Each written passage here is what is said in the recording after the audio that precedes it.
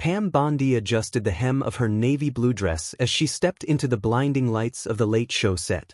The applause was polite but laced with unease, half-hearted claps, a few murmurs, even a scattered boo. This wasn't friendly territory. It was late-night liberal land, and Stephen Colbert ruled it like a smirking king with a punchline always ready. Colbert greeted her with his trademark grin, sharp as a razor under the stage lights. "Tonight," he said to the audience, "we have Trump's defender, someone who seems to have forgotten her oath to the Constitution." The crowd erupted in laughter and cheers. Bondi's jaw tightened. She extended her hand. Colbert shook it, but the tension in his grip betrayed the camaraderie of TV decorum. Neither of them was here to lose. Colbert leaned forward, ready to pounce. "So, Pam," he began, tone casual but pointed, "you defended a president who was impeached twice. You spoke outside courtrooms claiming election fraud, with no evidence. How does that square with being a former attorney general?" A burst of applause came from the audience. Colbert's smirk widened. His first blow had landed. Bondi didn't flinch. "That's an interesting way to start a conversation, Stephen," she replied evenly. "I took an oath to the Constitution, not a political party. And any good prosecutor asks questions when things don't seem right." Colbert rolled his eyes. 60 court cases said otherwise. "Your guy lost. Fair and square." "Those cases were dismissed on procedural grounds, not evidence," she said, calm but firm. "But I didn't come here to relitigate 2020. I came to talk about the border crisis and fentanyl killing thousands of Americans." He waved a dismissive hand. "We'll get to your talking points later. Right now, I want to understand how someone like you becomes a defender of conspiracy theories." The audience laughed again. Colbert leaned back, confident.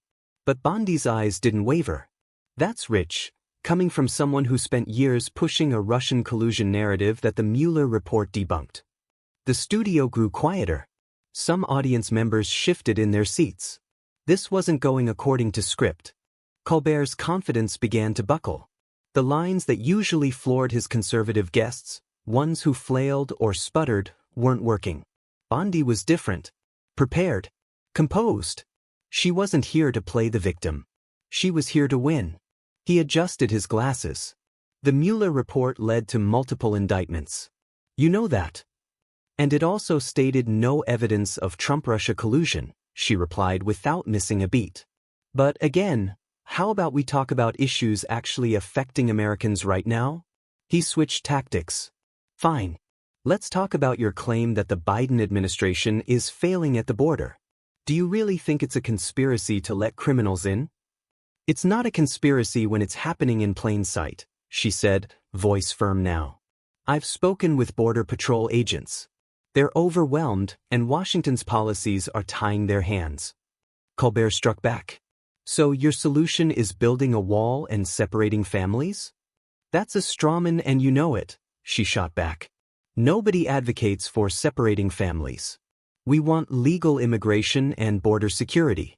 The current situation is a humanitarian disaster." The tension was mounting. Colbert glanced at his notes, irritation creeping into his voice. "You talk about law and order," he said, "but what about that $25,000 donation from Trump's foundation?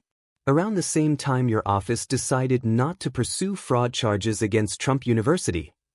Guess. Applause. He leaned back in his chair, satisfied. Bondi's expression didn't break. But her tone turned cold. "I've been waiting for you to go there, Stephen," she said, locking eyes with him. "So let me educate you and your audience." She raised a finger. "First, that donation went to my political committee. Not to me personally. It was fully reported and legal. Second, the decision not to pursue Trump University was made by career prosecutors before that donation, and because New York was already handling the case." Colbert blinked. She wasn't retreating, she was counterattacking. "And since we're talking about ethics," she continued, "why haven't you ever brought up the millions that went to the Biden family from foreign sources? Or the Clinton Foundation taking money from countries with horrific human rights records?" The audience was dead silent. Colbert tried to pivot. "Well, we'd need to verify those documents." They're public records, Stephen. Mainstream sources. But I understand if you weren't prepared for that side of the story. The air had shifted. The crowd that once laughed at every jab now sat stunned. Bondi hadn't just survived. She was taking control. Colbert's producers signaled frantically from the wings, cut it short. But he knew better. Ending now would look like surrender. Pam Bondi sat upright, poised and calm, while the host shifted in his seat. The power dynamic had changed, and everyone in the studio felt it. "We're almost out of time," Colbert said, trying to steer the moment. "Yes, conveniently," Bondi replied, eyes locked on his. "But before we wrap up, let me speak directly to your audience." She turned to the camera. "You don't have to agree with me. But if you care about truth, you should care about double standards. Americans see them. When one side is mocked and dismissed while the other gets a pass, that's not journalism. It's theater." Colbert opened his mouth, but she continued, unwavering. "You accuse me of defending conspiracy theories.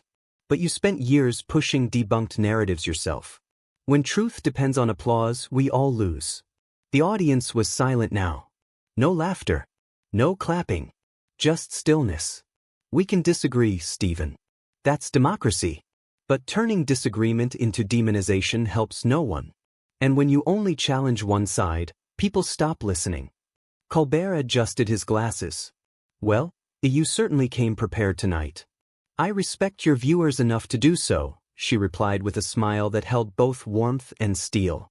The show cut to commercial, but the moment didn't end. Online, clips of the interview went viral. Hashtags like #Bondi vs. Colbert and #double standards trended. Even liberal viewers admitted she'd held her ground. In the following days, media outlets dissected the moment.